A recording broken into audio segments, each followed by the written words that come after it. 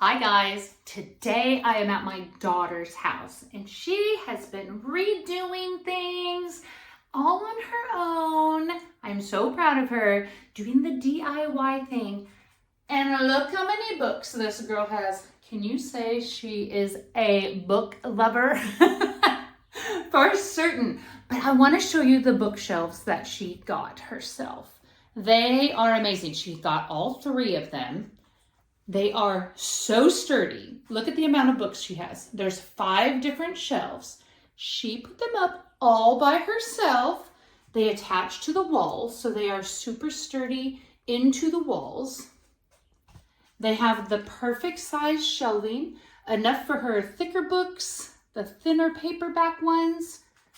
It is the beautiful goldish rods here with the white aspects here. And I'm talking sturdy. When you are a book lover, you have got to have some sturdy shelving in your place to be able to hold this many books, as well as her decorative items. So if you are in need, let me show you the side view, of some bookshelves or decorative item shelves, she's got some plants back there that are easy enough for your daughter to put them up, then these would be ones that I would do.